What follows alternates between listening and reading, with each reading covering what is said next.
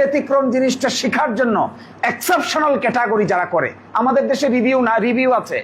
আপনারা দেন মৃত্যুদণ্ড, হাইকোর্টে যায় মৃত্যুদণ্ড বহাল, সুপ্রিম কোর্টে যায় মৃত্যুদণ্ড বহাল, রিভিউ আছে মৃত্যুদণ্ড বহাল, এরপরে কি? এরপরে তো ঝুলে যাও। খন্দকার সাহেব গল্প কইতো, এক লোক হাইকোর্টে মামলা গেছে, উনি আর্গুমেন্ট করছে কিন্তু ওনার কথা শুনে নাই, মৃত্যুদণ্ড বহাল। স্যারকে গিয়ে বলছে, স্যার এবার কি করব? বলছে আপিল করব।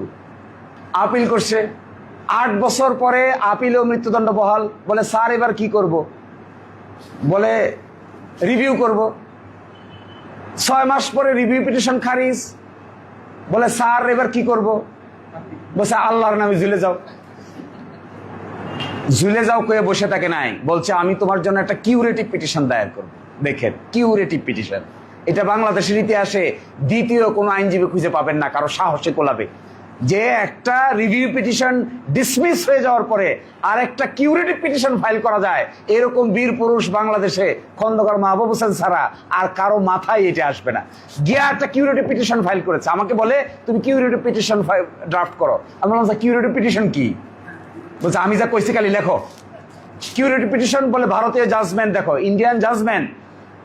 খুঁজে দেখলাম ইন্ডিয়াতে ইতোমধ্যে এক বুদ্ধি আবিষ্কার হয়ে গেছে, সেই বুদ্ধির নাম হলো কিউরেটিভ পিটিশন। বললাম আপনি কোথায় পাইলেন স্যার এটা? আমি পত্রিকায় পড়ছি। তুমি বাইর করো। ইন্ডিয়ান সুপ্রিম কোর্ট জাজমেন্ট দিয়েছে, রিভিউ ডিসমিস, মৃত্যুদণ্ড কার্যকর করতে কয়েকদিন দেরি হয়েছে। ইন্ডিয়ান সুপ্রিম কোর্টে গিয়ে রিট পিটিশন ফাইল করেছে, রিট পিটিশন ডিসমিস, দেন কিউরেটিভ পিটিশন ফাইল করেছে। আমার মৃত্যুদণ্ড কার্যকর করার কথা যেদিন মৃত্যুদণ্ড ডিসমিস হয়েছে, রিভিউ পিটিশন সেই দিনেই। আপনি আমাকে 15 দিন মৃত্যুর ঘন্টা চোখের সামনে বাজাইছেন, এক এক দিনকে মনে হয়েছে এক এক বছর। সুতরাং আপনি আমার মৃত্যুদণ্ড আর কার্যকর করতে পারবেন না। ফাইনালি এই কিউরেটিভ পিটিশন দায়ের করলাম, উনি আমাকে নিয়ে গেল, আর্গুমেন্ট করলো, জজদের রাজি হইল, মৃত্যুদণ্ড থেকে যাবজ্জীবন সাজায় পরিণত।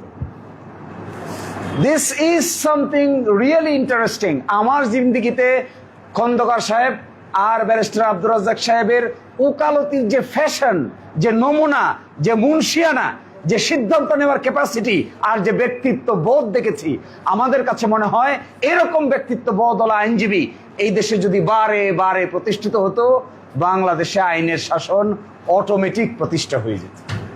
তো আমি আপনাদেরকে আর বিরক্ত করব না। My last call to my younger brothers and sisters, you are a lawyer.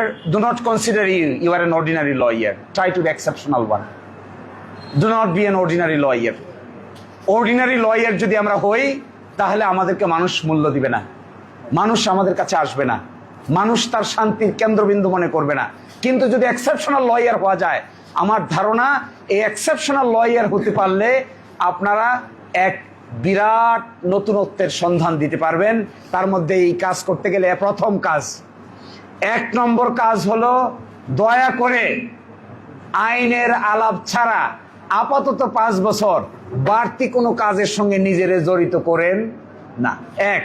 2 নম্বর হলো, সিনিয়রকে একেবারে পানি খাওয়া থেকে শুরু করে, বাথরুম যাওয়া থেকে শুরু করে, ঘুমানোর আগ পর্যন্ত বিরক্তির ছেলায় সিনিয়র একবার বলতে বাধ্য হইতো, বাবারে তুই এবার বাড়ি যা, এইটা ছাড়বেন না। তৃতীয়ত, কোন কোর্টে কোনো আদেশ দিলে পরে ওই আদেশে সন্তুষ্ট হয়ে চলে আসবেন না, তাহলে আইন শিখতে পারবেন না। যে আদেশ দিবে আপনার মনের ভিতরে বাইর করবেন আদেশটা সঠিক না, আইনটা দেখবেন কোন আইনে দিয়েছে, কোন ধারায় দিয়েছে, ঠিক না বেঠিক। না যদি হয় একটা রিভিশন ফাইল করবেন, সঠিক যদি না হয় আরেকটা আপিল ফাইল করবেন, যাবেন আর্গুমেন্ট করবেন, বকা খাবেন, খান, বকা দিবে আপনাকে, দেখ আইন জানেন না বলবে, জানবে না। এই না জানতেই শিখা হবে। আর সর্বশেষ বলছি, আইনজীবীর আচরণটা এমন সফিস্টিকেটেড হওয়া দরকার যে আচরণের কারণে আশেপাশের লোকেরা মোহিত হয়।